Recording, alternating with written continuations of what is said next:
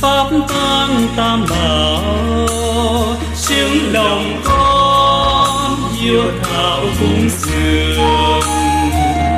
Nguyện cầu chư Phật người thương, độ trì cho kẻ hiền lương.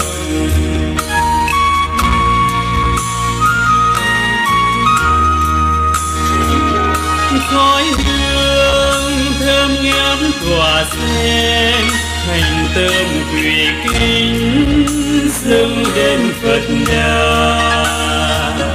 Phước lành cho cả chúng sanh, thấy nhẹ diệu pháp sang trong tâm hồn. Hương trầm con kính dâng lên, nguyện cầu chư Phật chứng minh.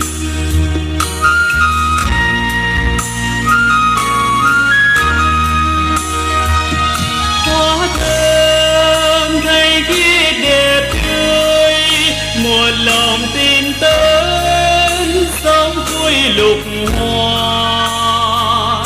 Hương hoa vạn pháp nơi tâm, cùng chung trách nhiệm dưới hoa đồng thu. Tâm thành con kính dâng lên, nguyện cầu chư Phật chứng minh.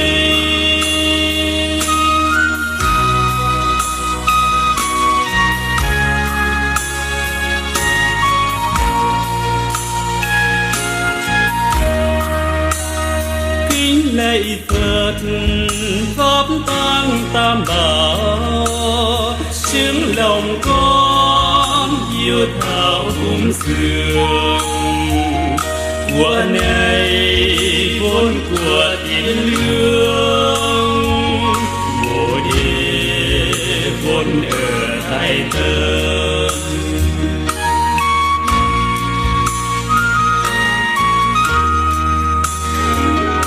Minh đăng chiếu ánh từ quang, diệt tan phiền não sáng soi đạo vàng. Nương thuyền trí tuệ pháp hương, đến nơi bờ sáng vô minh không còn. Trăng vàng tỏa sáng nơi nơi, an lành cho cả chúng sanh.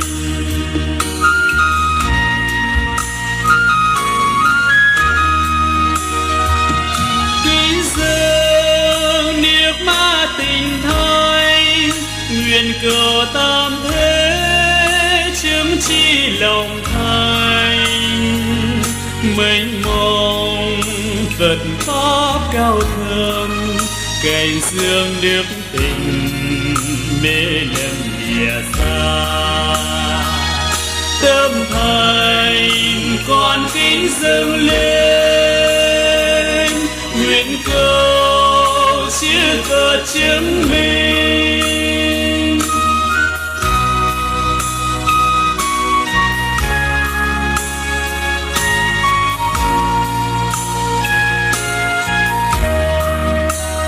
Kính lạy Phật pháp tăng tam bảo, chứng lòng con hiếu thảo cúng dường.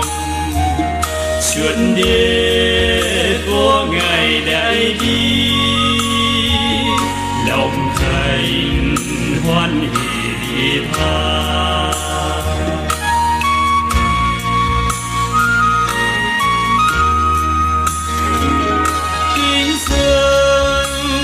Sắc quả tươi cầu xin Phật chứng khắp nơi thuần hoa. Mưa lành gió nhẹ nắng trong, chúng sanh hạnh phúc nuôi sống thanh bình. Chuông chùa thanh thoát ngân vàng, gieo niềm an lạc thế gian.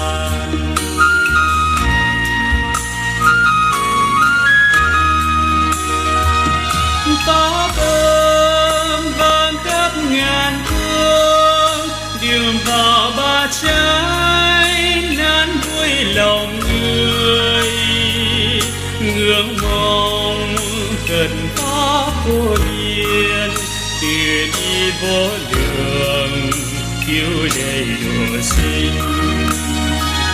Tâm thành con kính dâng lên, nguyện cầu chư Phật chứng minh.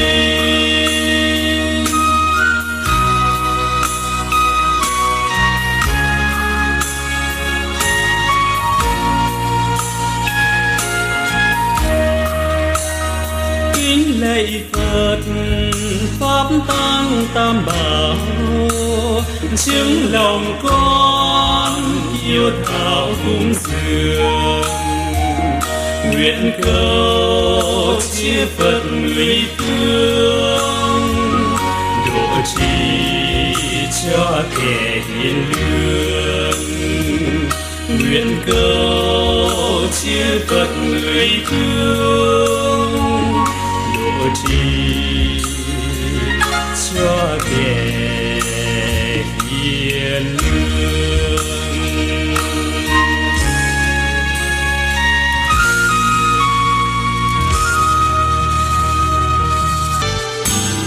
Nam mô A Di Đà Phật.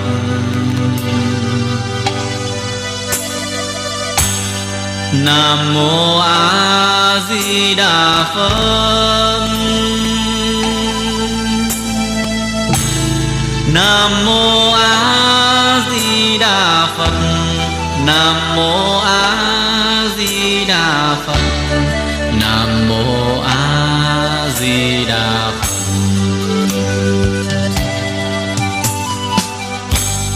Từ lâu lắm con mong thầy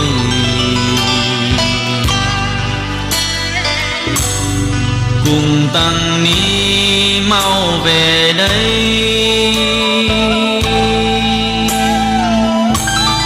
Đường thiên lý hôm nay thầy và Phật tử đến nơi này, niềm hạnh phúc vui sum vầy.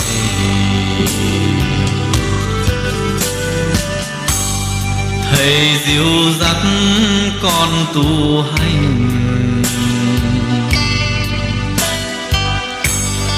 và con bán cho thời kinh.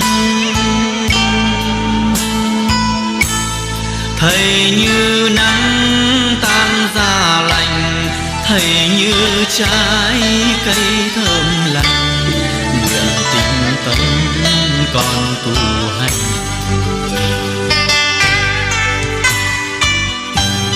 thầy trong tấm áo nâu sông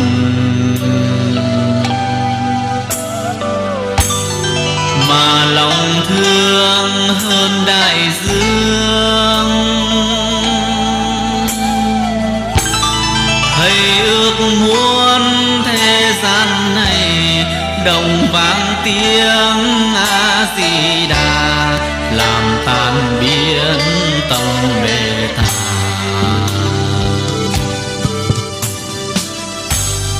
Nam mô A Di Đà Phật.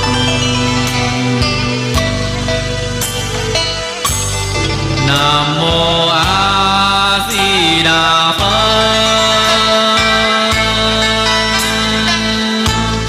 Nam mô A Di Đà Phật. Nam mô A Di Đà Phật. Nam mô A Di Đà Phật.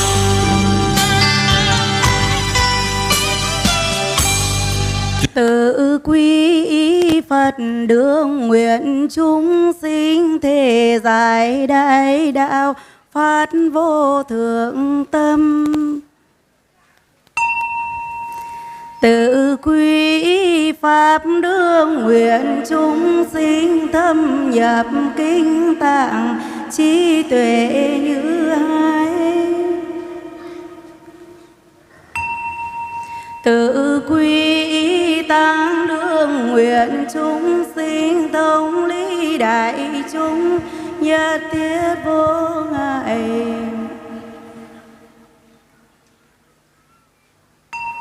Nguyện đem công đức này hồi hướng về khắp cả đệ tử và chúng sinh đều trọn thành Phật đạo. Chương trình dâng đục cúng của cô giáo trường mầm non xã Hoành Sơn đã được chu viên hoàn tất. Một lần nữa xin được trân trọng cảm ơn quý thầy, quý vị đại biểu cùng toàn thể quý Phật tử, và xin chúc quý thầy, quý vị đại biểu, quý Phật tử thân tâm thường an lạc. Nam mô A Di Đà Phật.